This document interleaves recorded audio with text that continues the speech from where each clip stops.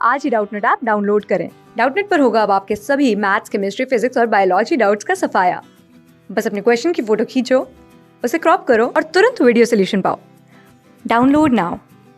नमस्कार दोस्तों, हम पढ़ रहे थे कहानी नौबत खाने में इबादत, जिसके लेखक है यतीन्द्र मिश्र। दोस्तों, कहानी के पहले भाग में देखा था हमने कि यतीन्द्र मिश्र यानी हमारे लेखक ने उस्ताद बिस्मिल्लाह खां, जो प्रसिद्ध शहनाई वादक है, उनके जीवन के बारे में हमें कई सारी बातें बताई है। उनके बचपन के बारे में बताया कि उन्हें बचपन में शहनाई वादक में कोई रुचि नहीं थी।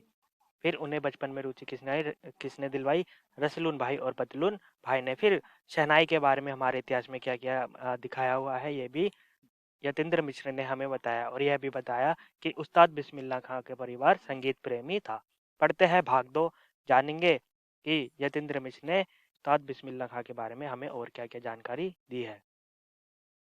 शहनाई के इसी मंगल ध्वनि के नायक बिस्मिल्लाह खां साहब 80 बरस से सुर मांग रहे हैं।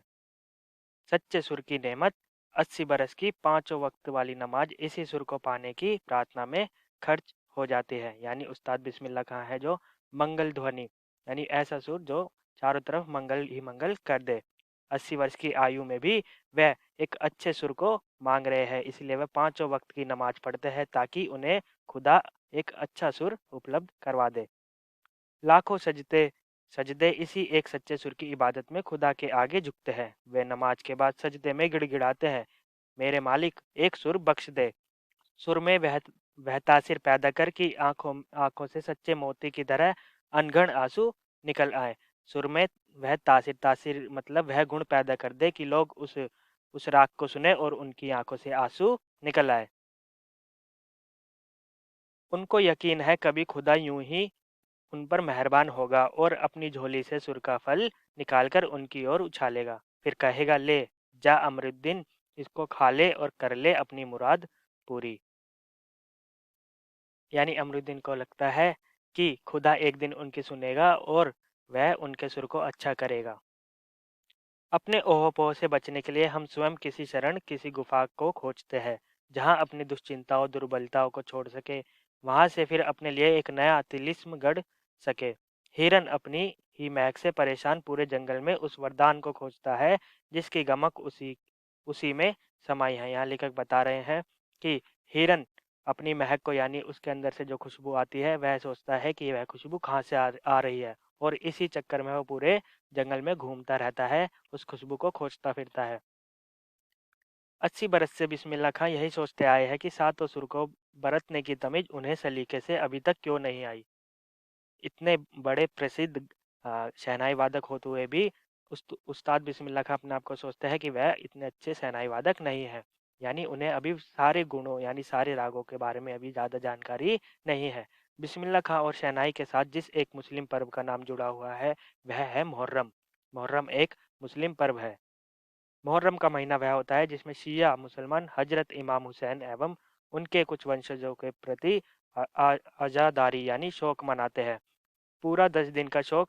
वह बताते हैं कि वह खानदान का कोई व्यक्ति मुहर्रम के दिनों में ना तो शहनाई बजाता है, ना ही किसी संगीत के कार्यक्रम में शिरकत ही करता है। 8वीं तारीख उनके लिए खास महत्व की है। यहाँ लेखक बता रहे हैं कि बिस्मिल्लाह खां एक मुस्लिम परिवार से ताल्लुक़ रखते थे, तो जो समुदाय है उनमें एक त्योहार आता है, वह है मुहर्रम। मुहर्रम एक ऐसा त्योहार है जिसमें शौक मनाया जाता है। इस शौक मनाने के दौरान ना तो उसमें कोई संगीत का कार्यक्रम होता था, ना ही शहनाई बजाई जाती थी। इसी दिन खां साहब खड़े होकर शहनाई बजाते हैं। वह दाल मंडी में फातमान के करीब 8 किलोमीटर की दूरी तक पैदल रोते हुए नोहा बजाते जाते हैं। इसी दिन कोई राग नहीं बजता। राग रागनियों की अदायगी का निषेध है इस दिन। यानी 10 दिन का शौक इस मुहर्रम के पर्व पर मनाया जाता है, और 8वें दिन बिस्मिल्लाह खां खड़े होकर शहनाई बजाते हैं। वह शहनाई होती है शोक की शहनाई, जिसको सुनकर लोगों के आंसू निकल पड़े और वह शोक के माहौल में डूब सके, क्योंकि मुहर्रम का जो त्योहार होता है वह शोक का त्योहार होता है, यानी दुख का त्योहार होता है। उनकी आंखें इमाम हुसैन और उनके परिवार के लोगों की शहादत में नम रहती है, आज़ादारी होती है। हजारों आंखें नम, बरस की परंपरा पुनर्जीवित। मुहर्रम संपन्न होता है। एक बड़े कलाकार का सहज मानवीय रूप ऐसे अवसर पर आसानी से दिख जाता है। मुहर्रम के गमज़दा माहौल, यानी मुहर्रम के गम वाले माहौल से अलग कभी-कभी सुकून के क्षणों में वह अपनी जवानी के दिनों को याद करते हैं। यानी मुहर्रम के गमज़दा माहौल में कभी-कभी वह सुकून के दिनों को याद करते हैं। कौन? बिस्मिल्लाह खां। वह अपने रियाज़ को कम, उन दिनों के अपने जुनून को अधिक याद करते हैं। अपने रियाज़ यानी जो उन्होंने प्रैक्टिस की थी, उनको वह कम याद करते हैं। वह अपने जुनून को, जवानी में जो जुनून होता है, उसको अधिक याद करते हैं। अपने अब्बाजान यानी उनके पिताजी और उस्ताद को यानी उनके जो गुरु है, पक्का महाल की कुलसुम हलवाइन की कचौड़ी वाली दुकान व गीता बाली और सुलोचना को ज़्यादा याद करते हैं। यहाँ लेखक बता रहे हैं कि कभी-कभी जो उस्ताद बिस्मिल्लाह खां हैं, वो अपने अब्बाजान और उस्ताद को उन दिनों कम याद करते हैं। वह कुलसुम हलवाइन की एक कचौड़ी है, उसको उसको याद करते हैं और गीता बली और सुलोचना को वह याद करते हैं। और याद कहते हैं कि कैसे सुलोचना उनकी पसंदीदा हीरोइन थी। बड़ी रहस्यमय मुस्कुराहट के साथ गालों पर चमक आ जाती है। खां साहब की अनुभवी आंखें और जल्द ही किस्से से हंस देने की ईश्वरीय कृपा आज भी बदस्तूर कायम है। इसी बाल सुलभ हंसी में कई यादें बंद है। बाल सुलभ हंसी यानी यहाँ लेखक बता रहे हैं कि बच्चे जब हंसते हैं तो हमें कितने अच्छे लगते हैं, उनकी मुस्कुराहट कितनी अच्छी लगती है। ऐसी ही हंसी बिस्मिल्लाह खां की है।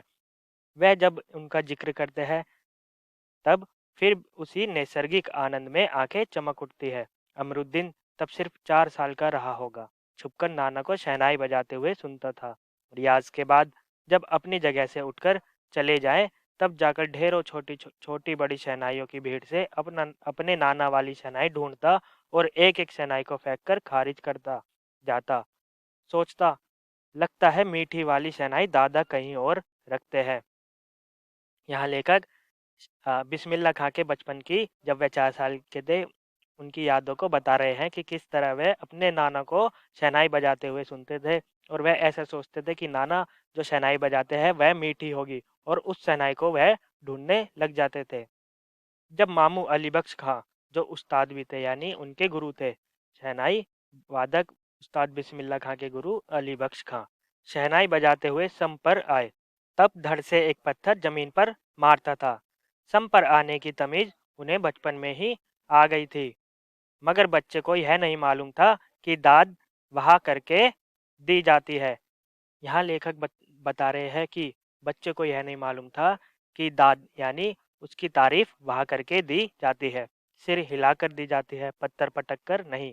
जो उस्ताद बिस्मिल्लाह खां है, जब तारीफ करते थे उस संगीत की, जो उनके उस्ताद थे अली बख्श खां, जब बजाते थे शहनाई तो उनकी तारीफ में वह पत्थर पटक दिया करते थे। लेकिन उस बच्चे को यह नहीं मालूम था कि संगीत की तारीफ वहा करके दी जाती है। और बचपन के समय फिल्मों के बुखार के बारे में तो पूछना ही क्या। बचपन के समय उस्ताद बिस्मिल्लाह खां को फिल्में बहुत पसंद थी। उस समय 3rd क्लास के लिए 6 पैसे का टिकट मिलता था। अमरुद्दीन 2 पैसे मामू से, 2 पैसे मौसी से और 2 पैसे नानी से लेता था। फिर घंटों लाइनों में लगकर टिकट हासिल करता था। यहाँ लेखक बता रहे हैं कि बचपन से ही उस्ताद बिस्मिल्लाह खां को फिल्मों का बहुत बड़ा शौक था। टिकट मिलती थी 6 पैसे की, तो वह 6 पैसों का जुगाड़ कहाँ से करते थे? 2 पैसे अपने मामू से ले लिए, 2 पैसे मौसी से ले लिए और 2 पैसे नानी से ले लिए। कुल मिलाकर 6 पैसे हो जाते थे। फिर घंटों लाइनों में यानी लंबी-लंबी लाइनों में लगकर वह टिकट यानी फ़िल्म की टिकट हासिल करता था। तो दोस्तों, यह था इस लेख का यानी इस पाठ का भाग 2, जिसमें हमने जाना लेखक के उन गतिविधियों के बारे में जो बचपन की है और यह भी जाना कि मुहर्रम के समय में कैसे शौक के संगीत शहनाई वादक उस्ताद बिस्मिल्लाह खां बजाया करते थे। पाठ के अगले भाग को देखेंगे हम अगली वीडियो में। धन्यवाद। क्लास 6 से 12 से लेके नीट, IIT, जेई मेंस और एडवांस के लेवल तक 10 मिलियन से ज़्यादा स्टूडेंट्स का भरोसा। आज ही डाउनलोड करें डाउटनेट ऐप या व्हाट्सएप कीजिए अपने डाउट्स 8400 400 400 पर।